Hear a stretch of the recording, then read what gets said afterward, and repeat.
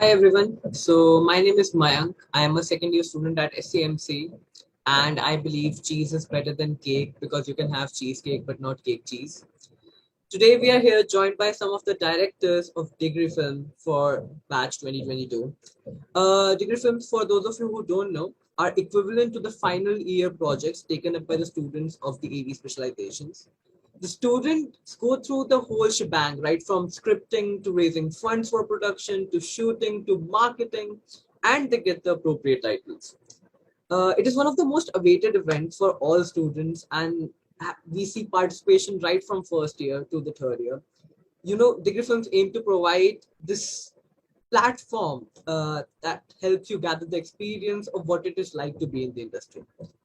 But that's enough about me, and I think all of us want to hear from the directors that have with this we have with us. So I would like to ask, you know, people of all across the screen that why don't you go around, introduce yourself, tell us a little bit about your films, and then we can move forward with the session.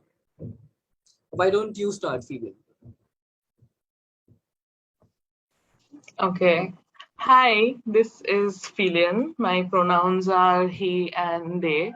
I directed and wrote the film They Them, and I'm really happy to be here. I'm really happy that I got this opportunity to make this film and reach a lot of people.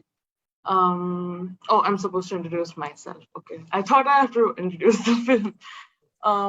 I love films. I am an intersectional feminist who wants to reflect the principles and in general, my art is always a very personal reflection of the principles that I follow, and I believe that art is always political, and so is cinema. So, yeah, that is all that I would like to say. Have said it better. Why don't we go forward with Bhuvanesh? Can you introduce yourself for us? Yeah, Phelian. I was actually going to say what Phelian was going to say. Now, what will I say? Okay. My name is Bhuvanesh. I'm a artist. I make films. I love making films, and I've been a theater artist for 10 years, and I like writing. I'm from Kerala, and what else? I made the film Unremembered, and like as Philian said, art is political, and whatever we try to do with our films is also always political. And like I believe that whatever you do and whatever you say, like there is always a politics in it, and like that's what we are trying to explore through my films, like the politics in your daily life. And yeah, that's it, like political stuff and other things. Very good. Why don't Samriddhi, why don't you introduce yourself? Hi, I'm Samriddhi. Other than the fact that I like films, I also like painting a lot. That explains why I made an animated film. That's my that's my preferred medium for and whenever I'm portraying something, I would rather prefer to draw it out than write it. So that way, I think I always start with the storyboard than the script writing. Yeah, it was the same with my film as well. I started with the storyboard than the script writing, and I started the script after that. So I like also I draw a lot of inspiration from video games and children's books, and of course I love art, so a lot of art mediums, and I think yeah, that's about it for me. Very well. So, guys, I want to put this question across the panel. Now, at least in India, we have people coming from, we have some form of exposure from a very early childhood to what is a doctor, what is a engineer for that instance. But for a filmmaker, I don't think we get that big picture, or like we get that exposure within ourselves when we are, a little small and still forming our opinions and everything. So the question that everybody has in their minds is like, when did you know that you wanted to make films? And you decided to study media and communications. I want to understand your journey. So why don't we start with Phelian? So I was always interested in everything that was creative, and From a very young age, I started out as a child actor in the Bengali film industry.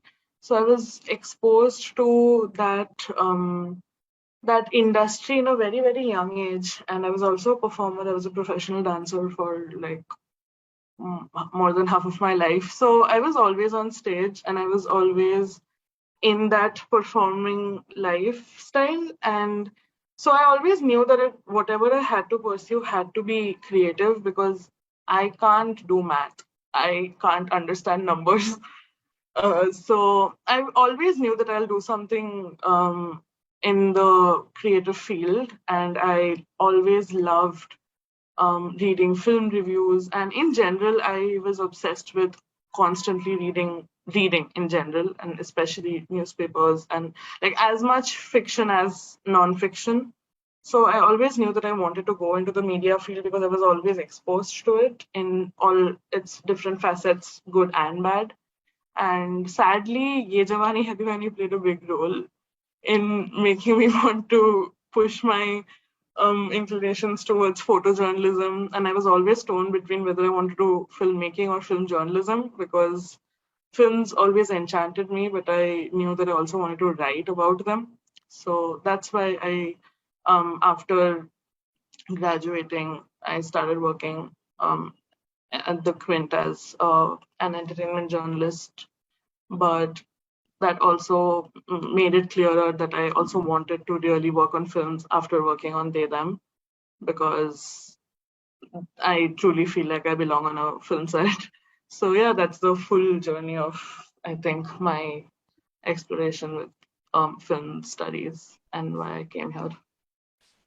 I must say that you have covered the whole spectrum. So like you really started off and you were really exploring your interest, and I think it can be put up as such an inspiration for a lot of prospective students or who are still exploring if they want to get into this field or not. But I want to go with the panel again. So Bhuvanesh, why don't you tell me about what's your journey like? Okay, the first reason why I took directing is it's way easier than acting because acting is hard. And like that's why like people ask me to act and I don't act because it's very hard. And like directing, you can say do this, do that, and you just have to say that, and the actor will do it. So it's a pretty simple task compared to acting. But directing is also hard, and filmmaking journey, like I've been doing theater production since I was 9 years old, and I kept on doing it till I was 18. And like I saw my dad doing a short film. It's a mediocre film. It's not great. Like I saw the film and I liked how the film turned out, and the scripting, the storytelling, it was all happening in front of me. So I liked how the words were written on the page, and like I felt like the words written on the page, and I was like, maybe I should try writing something and like see how it feels on the page. And like I wrote a small script when I was 14 years old or 15 years old, and it was a really bad script. Like it was so bad. And but the thing was, like everyone said like it was a good attempt at this age. And then I saw my friend doing a short film, and then I was like, okay, I'll do something. Then that's when I did a film called Black Tea right after I finished my 12th. And it also like got selected in a film festival, which was very encouraging for me. So I was like, okay, maybe I'll try making films because it's simpler than acting, and I think I can do this better. So then I joined a college called like the government Chitter college, and I don't know, for some reason I took BA economics. And I during that time I didn't go to class. I used to bunk the class always. Like government colleges, you don't attend classes. And then there was this event called A Zone, where it's a cultural event. You get to do theater plays, other kind every kind of activity. So we did a play called Oru Peril Endirikkunnu, which means what's in a name. It's a story by N.S. Madhavan. It's about identity politics of a person. And that doing that play, it changed me as a person. And like I was the actor, I was the main protagonist in the play. And it was a very heavy process. Like it was a 3-month process developing the character. and like developing the storyline. So along with that, I kind of found out like I can develop a story, develop a character, like when I'm acting.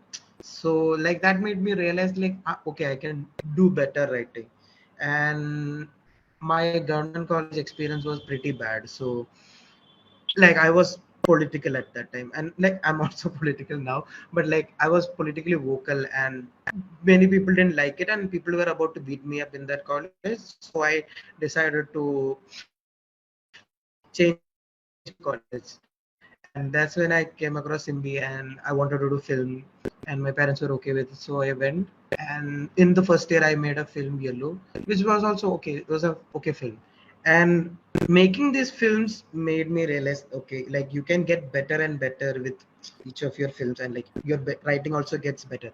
And lockdown happened, and during lockdown we were frustrated, and it was very frustrating to me because it was always inside my, like I was inside my room, and it was very frustrating. Like you wanted to do things and you were not able to do it. And we have a group of friends in my town, and we were like always discussing about how to do films, how to make films. So that was the time when theater, films, everything was going through a big crisis, and like filmmaking and theater is a dying art.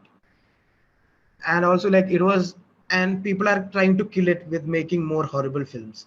And so what was happening during that time, we were seeing so many horrible films, we are getting so sad, and like we are like, why are they making these films, and we are very frustrated by seeing those films. And that's when my friend came to home, like after the lockdown restrictions were lifted or something, and he came home, and I took a picture of him.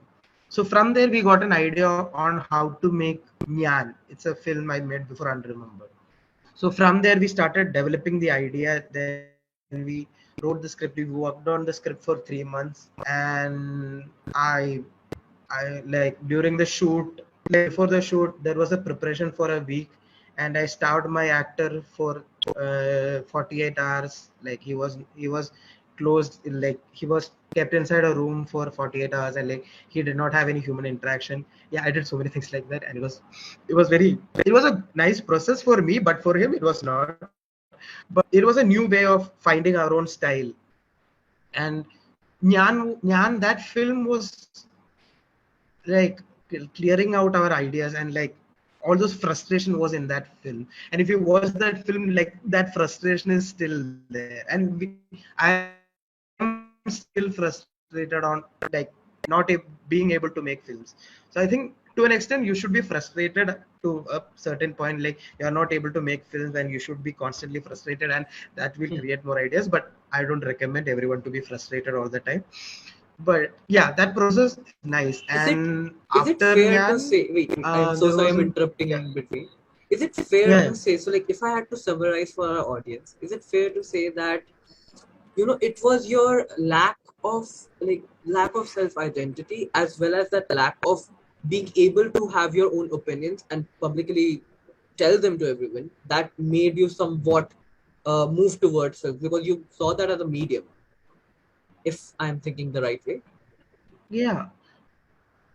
Filmmaking is a medium to express yourself, and like filmmaking, it's also entertainment. Like we are not saying that entertainment should be thrown out. Like entertainment can exist, but Okay, without but offending people. where Like I am very interested in is that, so you mentioned that filmmaking is a way for expressing yourself. That brings me to Samriddhi's story. So Samriddhi said that she was a person, Samriddhi say that you're a person who was a little more inclined towards painting, and that's how you develop your story. So I want to hear from you, like, how did you go about it, and why did you decide to come into media and communications, considering you could have chosen something like BDS, or maybe, something more art inclined. But then why media and communications, and how films? Funny story. I was actually about to go to a design college. Yeah. My mother is an artist. So just like Phelian and Bhuvanesh, I have been inclined towards the arts. I had to do something creative. I could not do science. I was shit at maths as well. I took home science because I did not want to take maths, and I don't know shit about cooking. Anyway, yeah. So I was about to go to design, but then my mom was like, "Are you sure you want to go in the same line as me? It's a very hard job. You don't want to sit in the computer and draw all day." And I was like, "Okay, what about photography? Because you gifted me a camera when I was in class 5, and after that, I started clicking pictures. That is where my journey started. So I realized, oh, I love taking pictures. Um, and then she was like, "Can you try to take something more holistic?"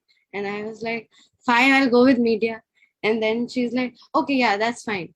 So I went with media, and then I realized that everybody's into like hardcore filmmaking, and I was like, I cannot write. I'm very bad at writing. I want to take journalism, it's very interesting, but I cannot articulate anything. So I was like, let me draw it out for you. Funny story with Okay Boomer, it actually started as a comic book strip and I wanted to publish it. So I started drawing frames, but then I realized that I can't, it never happened. So I thought that maybe it can turn out to be a film. That is when I started writing. So I put more visual elements in my script than like a story progression. So yeah, and I also used to draw like frames beside my script to make people understand this is how it did.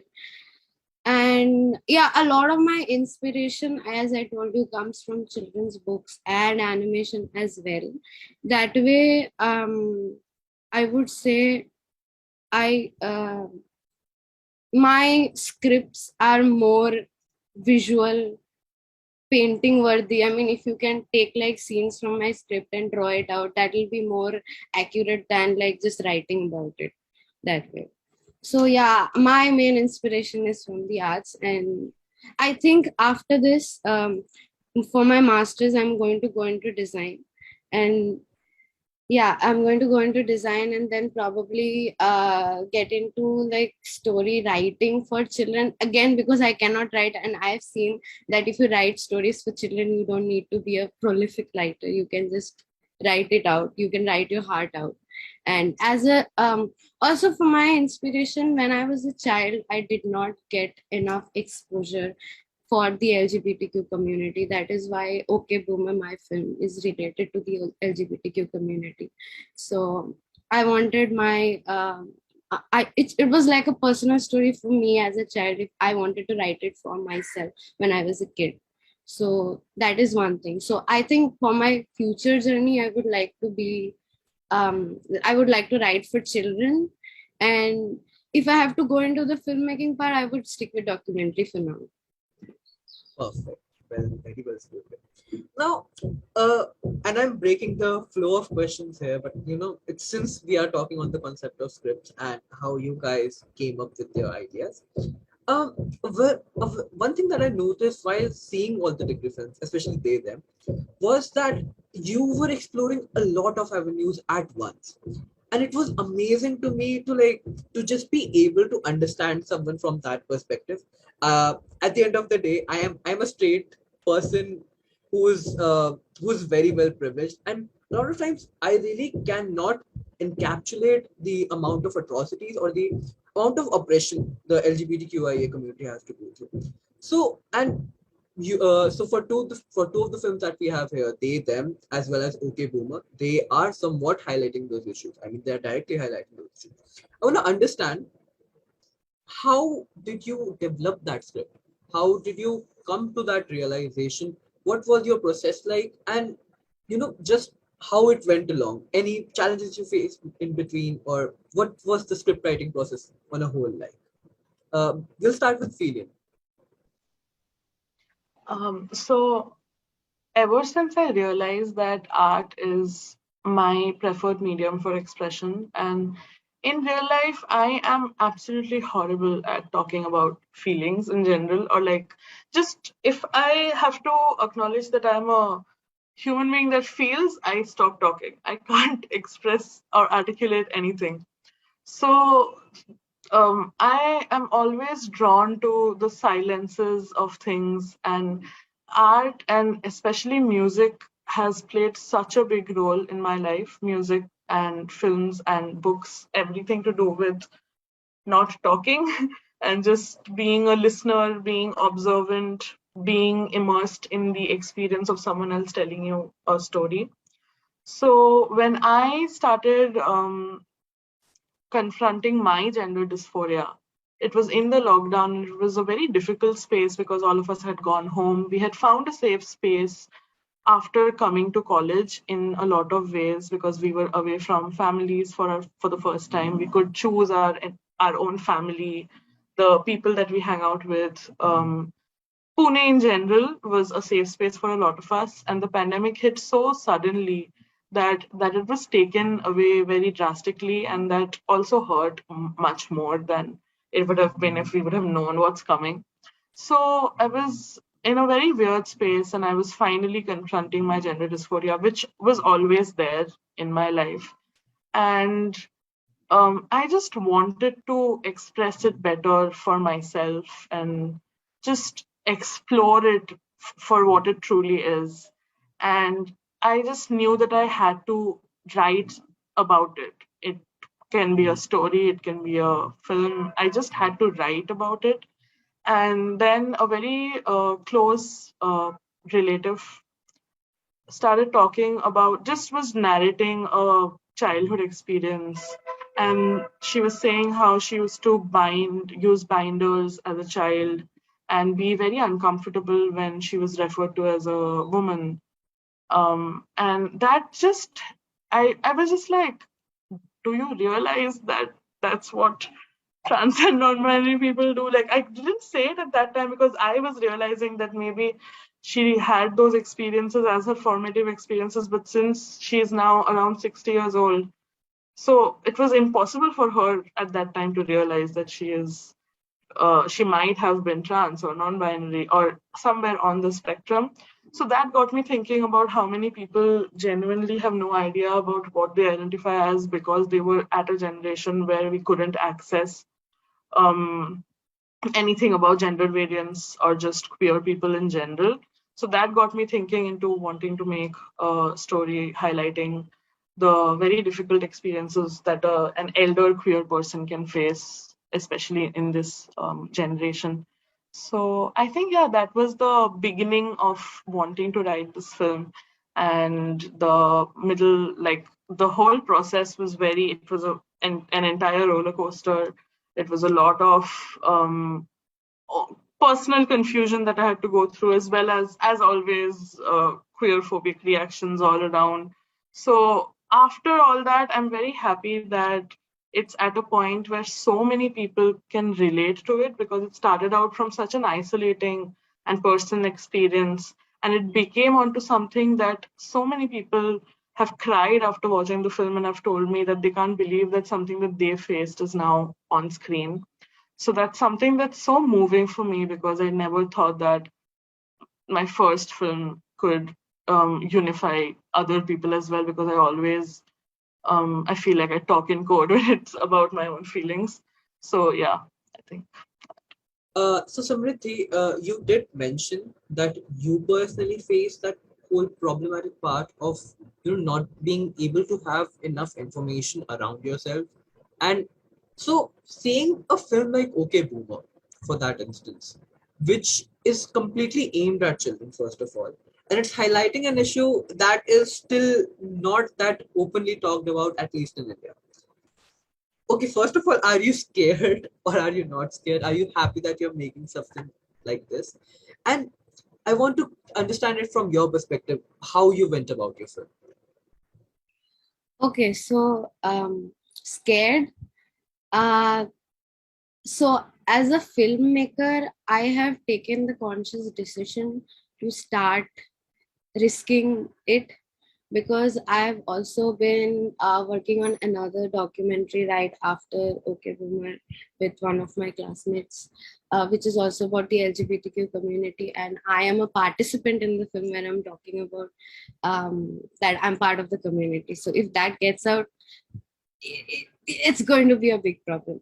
And like my parents are in the film where they're talking about it, that we are against it, we don't support it. So that's an entire fiasco altogether.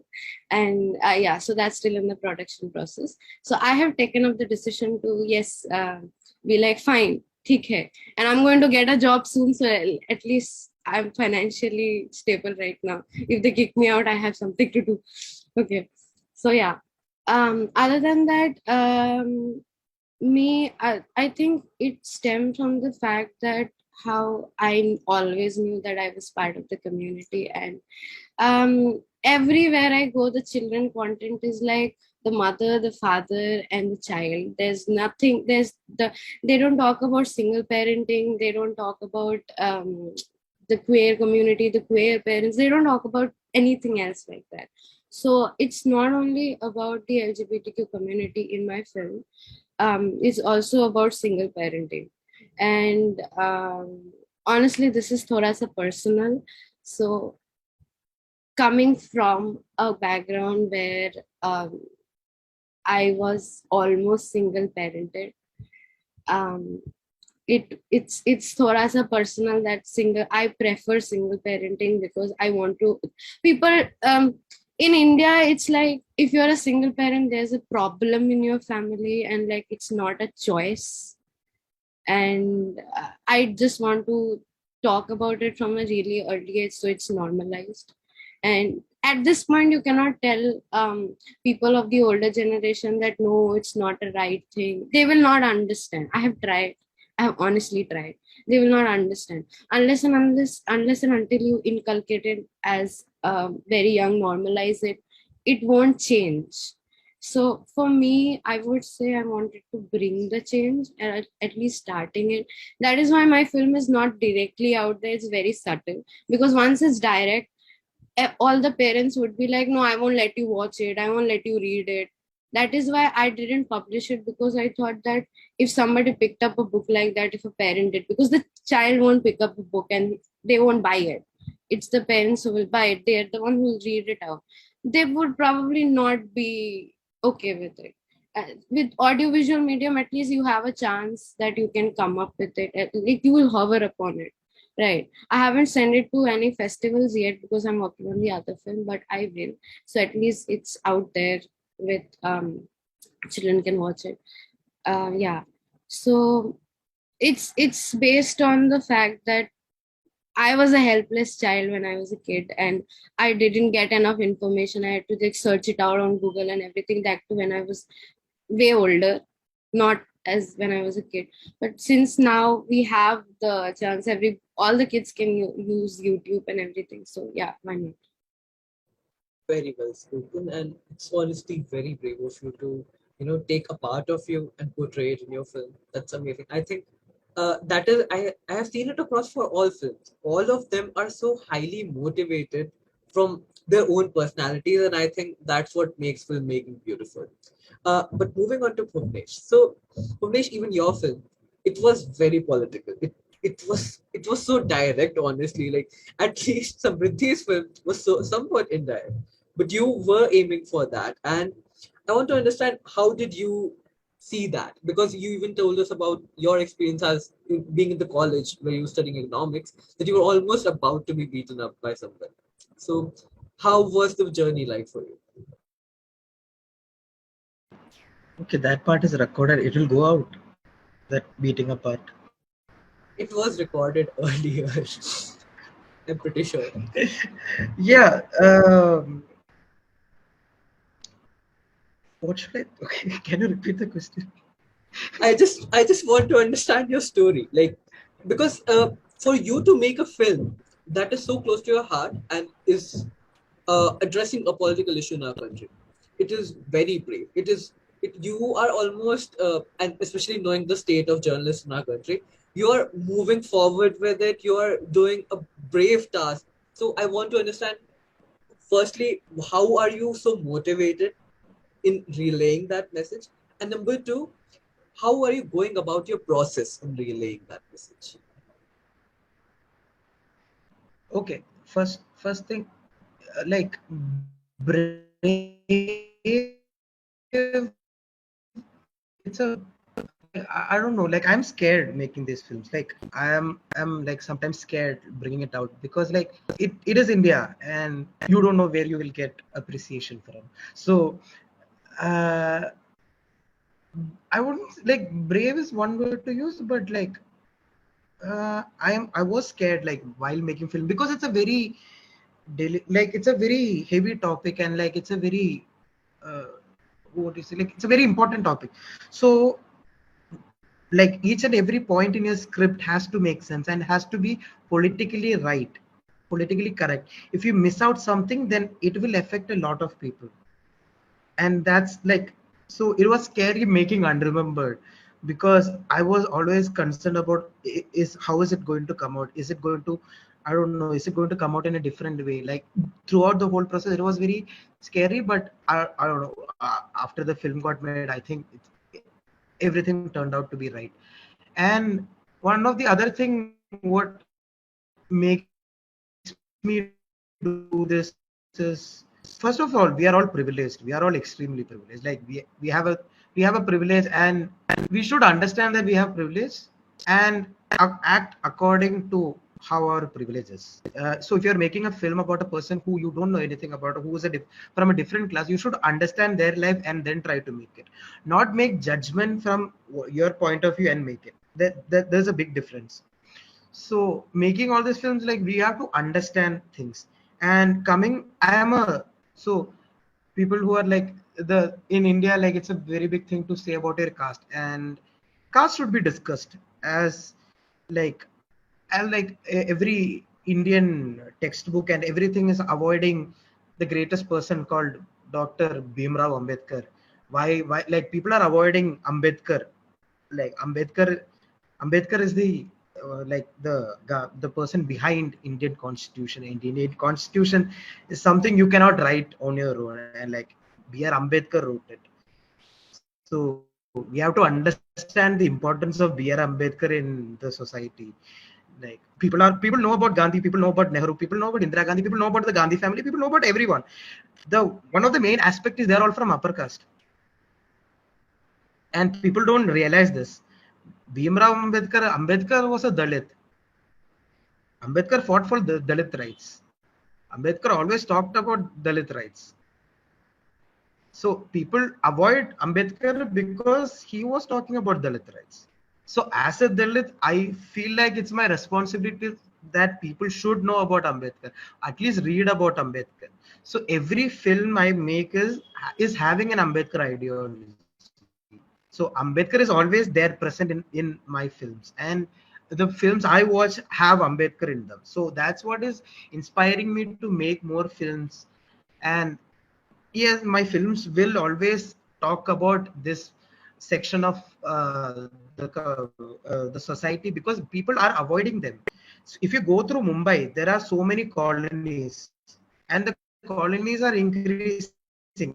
And like from, so now you go from Andheri to Bandra and you see so many colonies, and there are not enough space between their houses. And there will be one kitchen and there will be no bedroom, and there will be like 8 to 10 people living in that house. Why is this still exist? Like why does this still exist if there are so many plans, if there are so many things that the government is trying to do? And why is there still poverty? Why is this section of society still excluded from everything? Why are we blind towards them? So Ambedkar was talking about that. People, their privilege is making them question, oh, it should be financial. No, it's not. You should understand why Ambedkar brought it. You should understand it's about equality. It's about social equality. It's not about financial stability or other kind of stuff. Because this group of section of society is still excluded from so many things.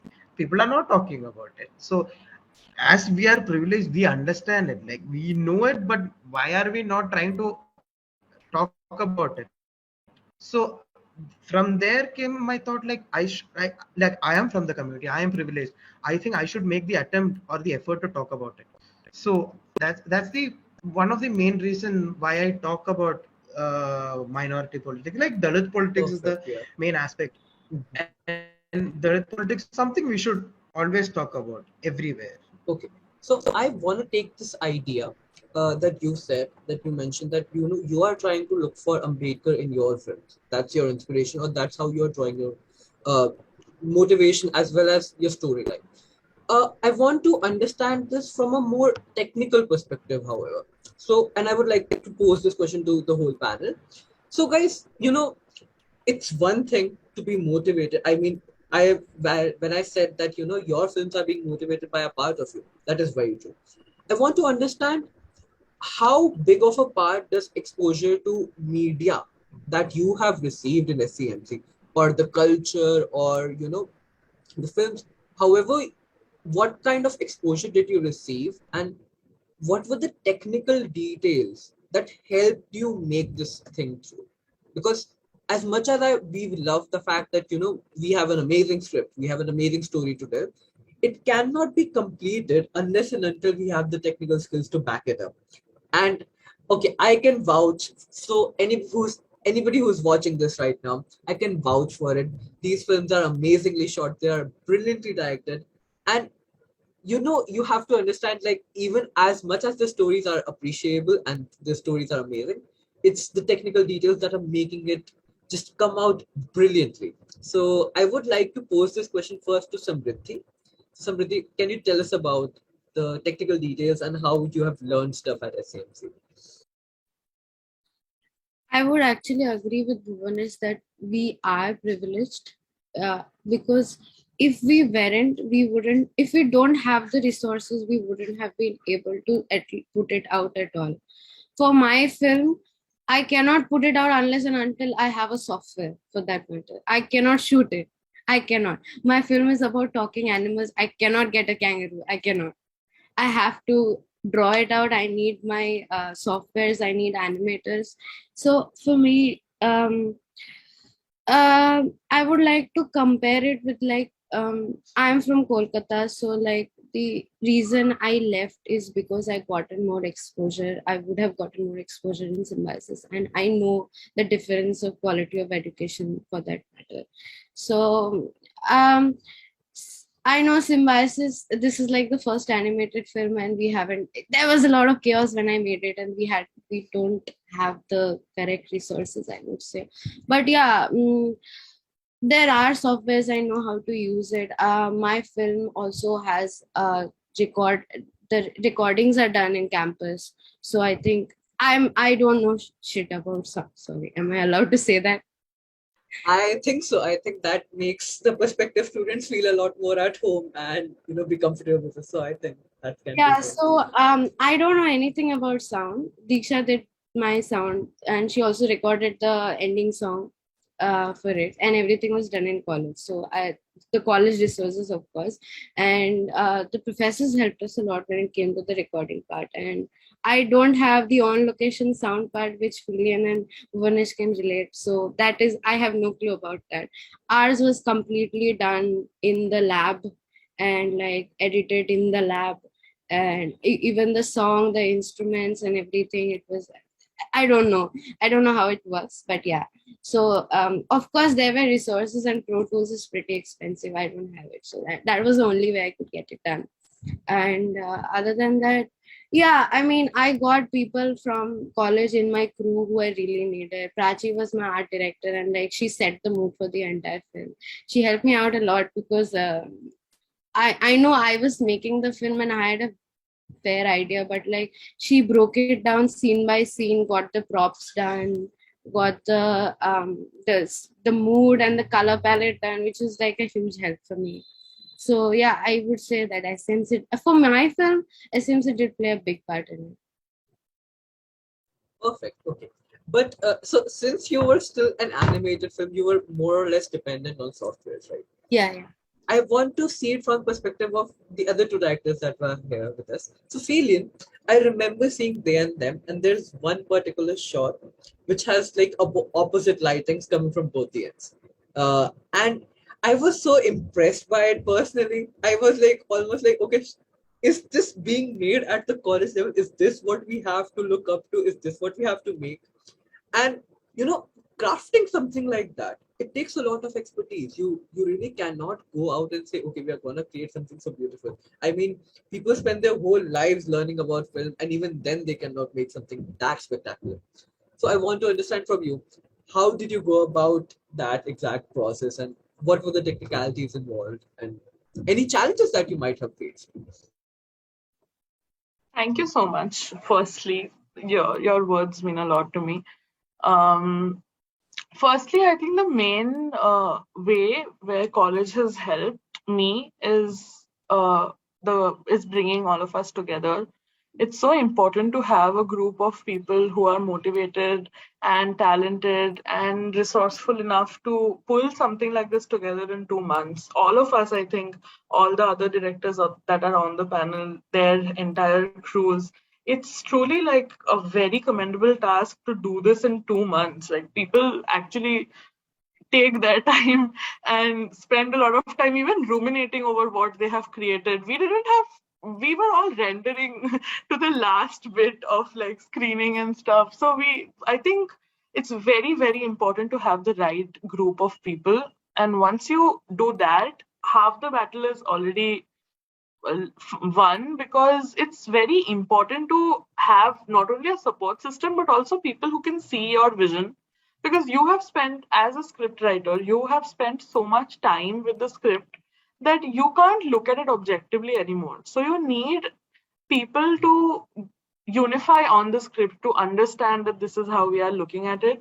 And more importantly for me, I was very open to changing my vision and adopting it and adapting it to everyone else's inputs as well. So I think that also helped me a lot in talking to all my crew members, talking to other people. I made a lot of older cishet people read the script as well to understand. Since it's mostly a silent film, I needed to understand if the themes of dysphoria that we feel very personally is being brought out for people who don't feel it or relate to it as personally.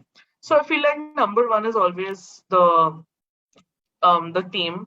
And as for the technical aspects, I am so thankful that the especially the light has been done so brilliantly by Malhar. He is from Symbiosis School of Photography, and he is truly a very, very talented person.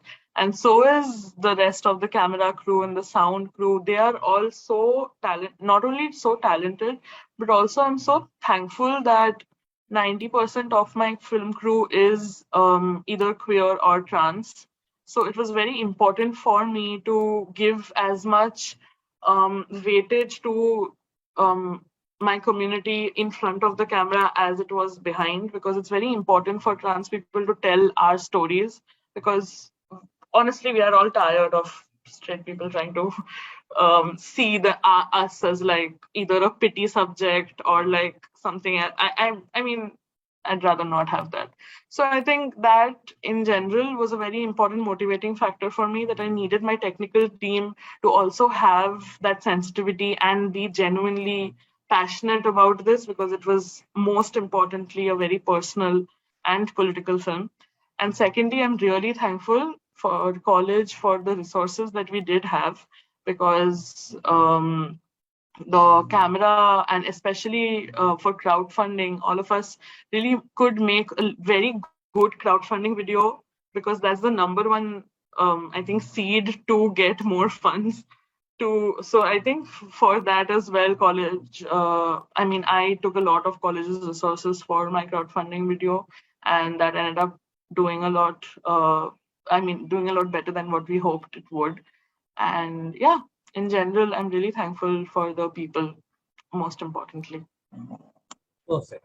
Now, why leave Bhuvanesh out of the conversation? Because also saw Unremembered, and the opening sequence of Unremembered is shot brilliantly. I mean, the extreme long wide shot, that was very beautiful. I think it was something that differentiated a student film from a professional film, and I would like to call that a professional film. So Bhuvnesh, even I want to hear from you. Uh, First of all, scouting a location like that, then being able to conceptualize the whole idea and making sure it gets to the audiences.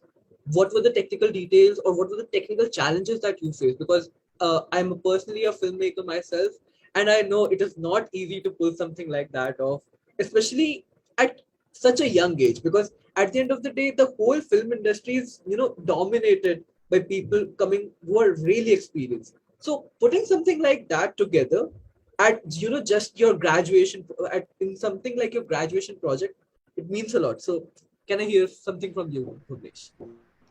Yeah, the first thing, like every credit in the film goes to the editor Samod, the cinematographer Riddhi, production designer Devika, and art which was done by Chetna. Like it's not my film, it's our film. Like it's a film by the team. It's a collective film. Like I cannot say that, oh, it's my only effort. No, it's their effort also. Like if they were not there, I could not have made Unremembered. And the first scene, the first scene was decided on that point, because when we went to see that location before, Riddhi couldn't come. So it was me and Malavika and Divya who went and saw the location. It was a different part of that site, like that place. And we finished the climax portion, and we had to travel 2 hours to reach this place. And we were looking for places, and the sun was coming up. So Riddhi was panicking. Bhuvanesh, stop somewhere, we have to shoot it. So we are going through a place and we saw a tree. And we are like, Riddhi, we'll shoot it here. And Riddhi is like, stop the car, stop the car. We stopped the car, we got out of the car, we ran, we were seeing, and we went inside the field. Then Riddhi set up the camera, and Riddhi is like, look, is it fine? Is it okay? And I'm like, okay, can we, like, should we pull it back? And she's like, okay. Then we pulled it back, and like we stopped the people who were like walking from both sides of the road, and we stopped them for 15 minutes. And it was a nice process, because there is a very difference in how shooting happens in a city and how it is in a village. And like people in the city wants to know everything. They are like your uncle who wants to know what everything is happening with your life. But when it comes to a village, they are just amused by what is happening. They will stand there, they'll watch it, and it was a nice experience. And that's how we shot the first scene. Like it was all planned at that moment, because we were panicking and the sun was coming up. And yeah, like every credit goes to the whole team. And there was a lot of planning, because we were planning this film for a year. And like right after I gave the script, we were talking about on how to go about it. And like we're planning on which camera to use, how the film will be visually, like how the film will visually form, and what kind of aspects we are going to bring into it. And we brought in Devika. And like for the first aspect before starting this film was making everyone understand the script. Like the script, we gave it to everyone, and I wanted everyone to read the script. And everyone read it, and they had their opinion, their doubts, and we were always having a discussion about on what the film is, on what this is, on what that aspect of the film is. And we were all on the same page. And that's when we started the film, because the crew matters, and the crew are the people like you'll be working with, and they need to know what is happening. Your crew has to be happy that this film is being made, and their emotions matter. It's not like there are like some directors we read about them, like it's my vision, I will do shit like Stanley Kubrick and all those dumb people. I don't know why, but it's always about the crew. Like you should understand the crew, and the crew's emotions matter, and they should also be very much involved. And during the 3 day shoot, it never felt like tiring, because everyone was always there for the shoot. And we encountered so many events, and everyone was being there. And it was something else. Like it's something unexplainable. Like you have the perfect crew. Yeah. So speaking of crew, so like even in this conversation alone, we all three of you were so thankful and grateful towards your crew. I think at the end of the day, a film is a puzzle that all the and we have different components putting the pieces together to make the end picture, right? But I want to know one particular aspect, which is, so you all belong to the film community now, and I think most of our prospective students who are watching this would be somewhat familiar with the film lingo. So there's one thing that we always say: we'll fix it in post. Now, I want to start with Samriddhi because at the end of the day, your film was completely post. How did you go about it? Because why don't you share one instance, all three of you, of how it was like, and your post-production process, how did it go? Did you face any challenges and how did you fix it? My film is just chaos because my editors, so the biggest problem was that when I sent out the mail for like I need people in my crew, there everybody applied, but everybody applied for production. Nobody applied for artists. And I was like, okay, I have producers, I have a lot of production people, but where are my artists? It's not going to happen. So I was like, okay, fine. My friends here in Calcutta, all my friends draw here. So everybody, whoever was my artist, is in Kolkata. They Everybody was in Kolkata. My animators are in Kolkata. My entire art team is in Kolkata. So that was the point when I had to come back from Pune to guide my artists and my for a month. I finished my film in Kolkata actually, where I had to guide my animators as well as my artists to finish the entire work, and half the time it was so they are from a different college, right? So like their timing, my timing was like that was an entire chaos that night. They were like, listen, my bull is looking like a pig, it's not looking like a bull, what should I do? I was like, maybe make the horns like this, make the mouth like this. We got a whiteboard. Okay, it was like our entire crew contributed to a whiteboard where I used to sit in front of the camera and like I used to draw frame by frame, and I was like, maybe try the tail like this. Okay, this is not looking like a tail, it's looking weird. Maybe do this, do that. So yeah, that was something else. And for the post production part, after the animation was done, I made a mistake. I thought I'll do my entire film in After Effects, but I forgot that the best part was that I finished the entire thing in After Effects. My animators did, and I did not add sound because sound was supposed to be added after it. And Diksha was doing sound simultaneously in Pune. So yes, Diksha was doing sound here, and I was like, okay, now I need to put it together. So I went back. I went back from Kolkata, and I was like, okay, give me your sound. On the day of submission, Diksha was recording like from our main character, Boomer. Mansi was doing that. So she was like, Mansi, मेरे को एक confused सुनाओ. We need like an extra for this specific scene. And I was like, and that was the day of the submission. We were doing it in the lab, and I was like, okay, fine. And so I edited my entire film, and like the post production part, yeah. So I did not hire editors, which was I thought that I'll do the entire thing in After Effects. So I was like, okay, no, that's not happening. Now I need Premiere. So yeah, I edited it, thank God, and my crew was there, so thank God. So yeah, and this is one of the stories I would actually like to hear from everyone. Because if when you see the film, it's like, oh my gosh, it's edited so nicely, it's perfect. The first animated film of SCMC is right there. But I mean, these are the stories that actually go behind it.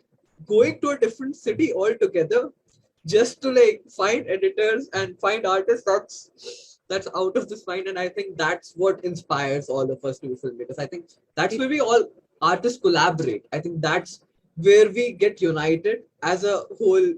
We basically become a class of ourselves. I think that's very true. Now I want to hear from Phelian, because yours was definitely shot on one at a particular place and then went back to the editing process. So how was it like for you? So for Dedam, it was the post-production was the most challenging part because firstly, it's a silent film. And secondly, we had to make sure that it's 100% synced, the audio and the sound design in general, the post-production and the post-production sound had to happen simultaneously. And that is when I realized that I almost over-prepared for the production and the shoot. And I couldn't have known how to prepare for the post-production because ultimately it was, as Samriddhi called it was absolute chaos. And of course, that's how you make mistakes and learn. So we realized that since my film was also very VFX heavy in some scenes, we realized at one scene that we forgot to take B-roll to supplement the VFX scene.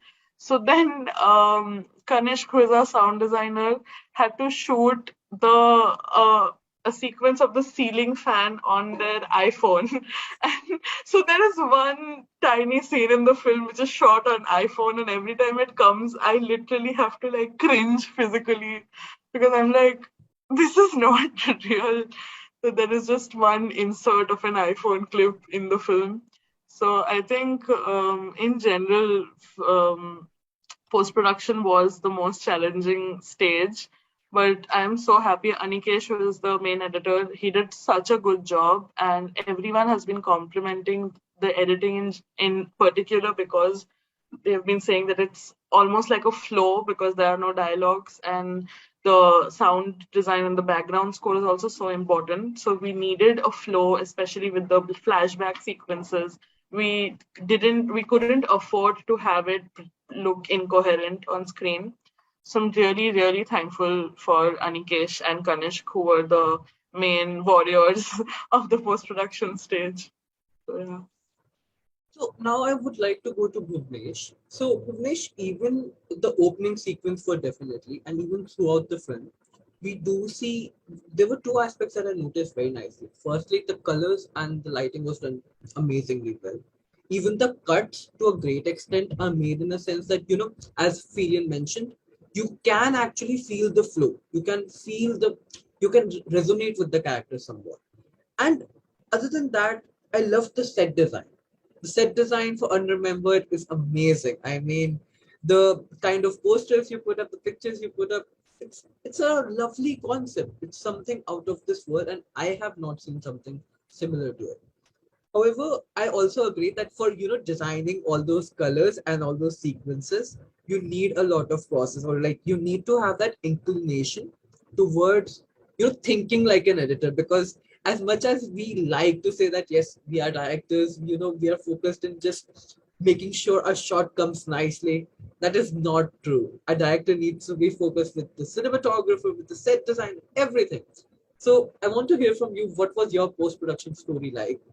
How did it face any challenges? Because it's amazingly done. You can ask Samod. Samod doesn't like me now because Samod is my editor, and I would constantly trouble him. Like, I went back to Kerala to do the sound design. So while doing the sound design, I'm like, Samod, cut the final cut the. And Samod was busy at the time. So I would call him thrice a day. So that this happened for a week. And he would get so pissed off at me. He's like, can you stop calling me? Like, I will give you the cut, please.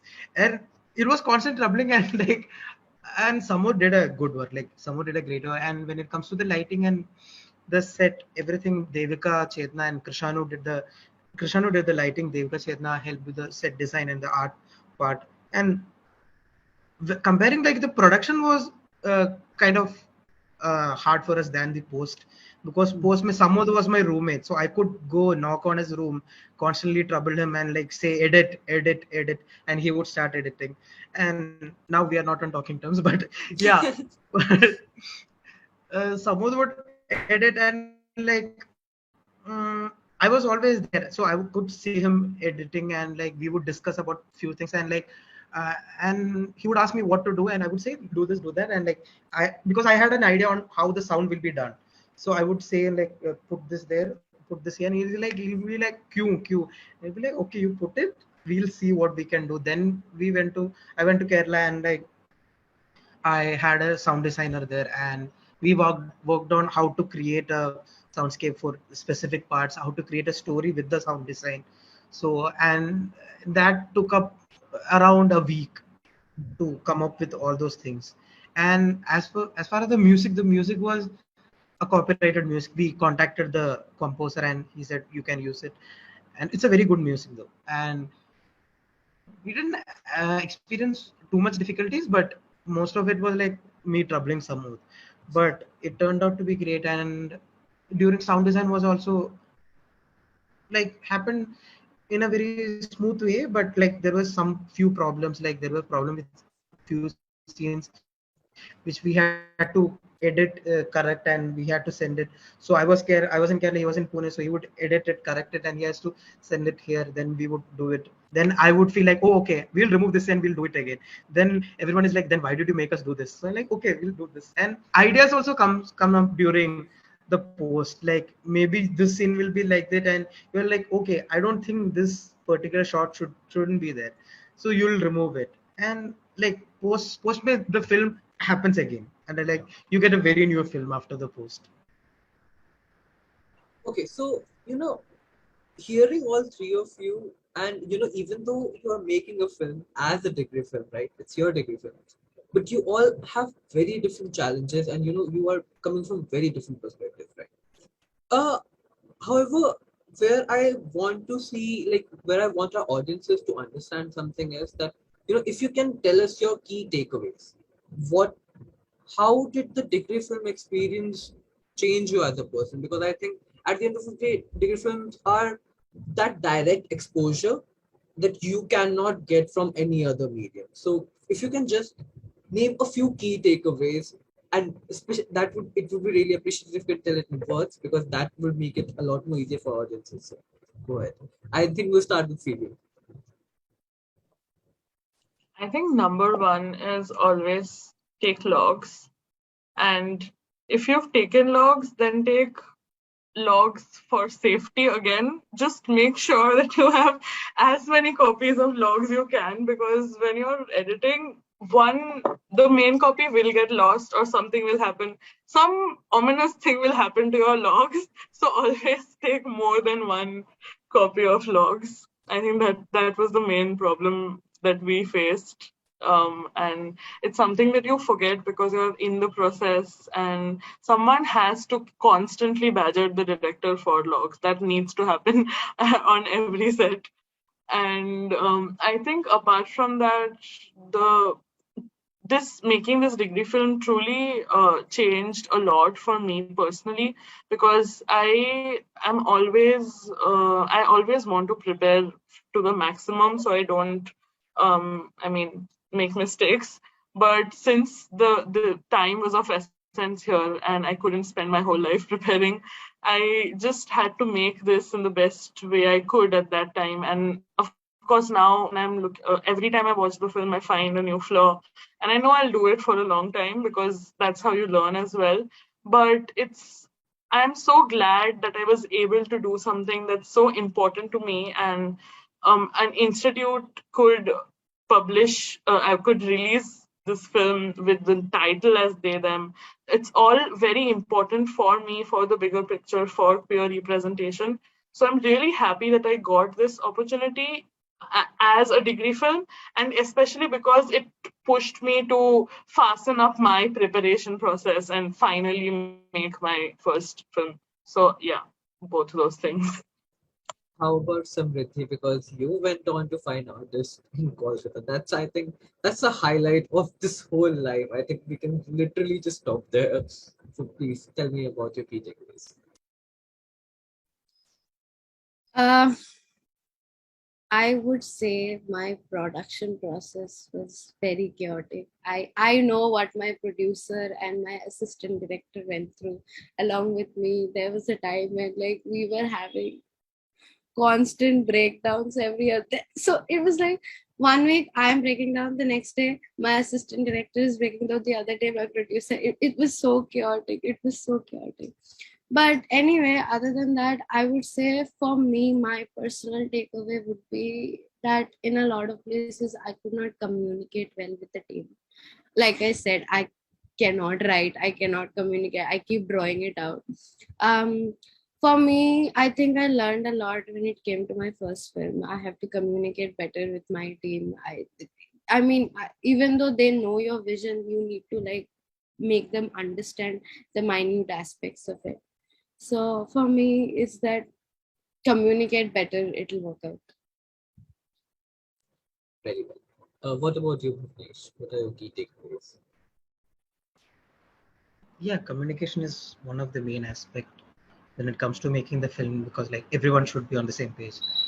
And yeah, and I wouldn't say like there was no problem when it came to the crew, and like when it came to the planning, because we had a plan and we knew what needs to be done, and what has to happen after this point of time, and everyone was involved in the process and everyone knew what to do. So it was not a hard task, because comparing to the other films I made, this was the simplest like of all, because I had a good team, I had a great team.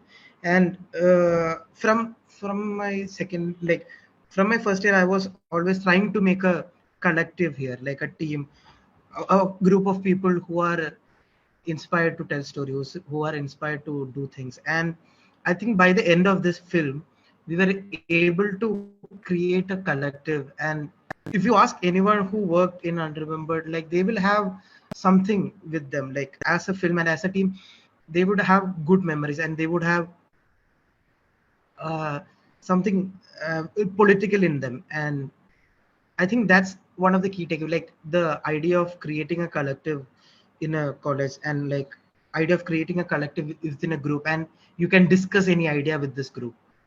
So that is something we need more. Like we need more that in college also. Like we need a group of people whom we can discuss our ideas, and that discussion will lead on to something. And like maybe it will become a film, maybe it will become a theater production, maybe it will become a poem. Something, it will become something. So I think you need a collective always to discuss your ideas, your thoughts, your stories, anything that you have. Very well. Okay, so I think we have already exceeded the time limit. We are very far with the time limit, but I still want to pose one last question to the panel. So make now that you've made films, you are professional filmmakers and you're AV enthusiasts. So what are the three must-watch films according to you that every film enthusiast should see? And it goes on to for all the prospective students who will be coming to SCMC or the students who are currently studying at SCMC. So yeah, why don't we start with you, Phelian? For me, number one always is Celine Sciamma's Portrait of a Lady on Fire, and then it's Barry Jenkins' Moonlight, and then it's Satyajit Ray's Baby. So I think these three films have changed something in me after I've watched them, and that is very important for a film or any artwork to do. It's to truly move you or inspire you in some way, that you look at things or introspect in a very different way, or even in a bit different way than you would do before watching it or before going into a film. So yes, these three are my top three films. What about you, Bhuvanesh? What are the three films that every film enthusiast should watch?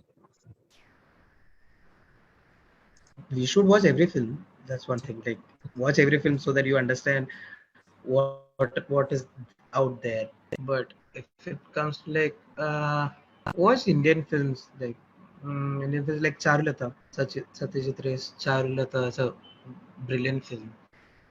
And there is this film called uh, Charulata is one film, and Ghost Story by David Lowry. It's a it's a good film. Like it is based on identity and life, all those things. And the Oh, one of the other film which comes to now is Vetrimaran's Visarane. Visarane is a must watch. Like everyone should watch that film. Like it's about immigrant workers and like sorry migrant workers and how they deal with police brutality and other things. Yeah, these are the things. and coming to Samriddhi, I'm going to be a little more. I'm going to give you a little more tough question. Can you tell us two must-watch animated films and maybe your favorite film? Okay, so when I was preparing for the questions, I actually prepared for animated films. So that good. That good, yeah. So me coming from an art perspective, I love Miyazaki, and I think it's out there. Everybody likes Miyazaki. So I would say any film by Miyazaki, not on the aspect of storytelling. I mean, they're cozy films. It's fun to watch. It's not that deep. It's okay. But if you like put them out frame by frame, you can actually draw out the scenes. So, like from an artistic perspective, if somebody is an artist, they'd love watching Miyazaki's film. Yeah, that's one. Also, I'm so happy Bhuvanesh and Phelian talked about Satyajit Ray, because I was like, yeah, I am going to mention Satyajit Ray, but that's done. Other than that, I'm also going to mention Rituparna Ghosh because he's one of my favorite directors. If you can, please watch Memories in March. It's one of my favorite films by him, and I also did my dissertation on him. So, like, I love that guy. Perfect, guys. So I think that brings us to the end of the session. I'm very thankful to all three of you for sparing that time out, coming and talking to us and helping us realize what the whole experience at SCMC is like. What is the experience behind degree films are? So, with that being said, I would like to also thank my audience. So, in case you guys have tuned in, you saw it through, you have made through the whole hour, and you're right here with us. I think you are very well interested in films and you should join SCMC at any cost. If you have made it through this point, you should definitely come to SCMC and we'll be really looking forward to having you all. Yes, so that brings us to the end of our session. Thank you so much. My name is Mayank. We would be concluding it. If you have any questions and all, feel free to post the comments down below. And yeah, that's pretty much it. Thank you so much. Thank you so much, Mayank. You've done a great job. Thank you so much, Phelian. Very sweet of you. Thank you. Thank you.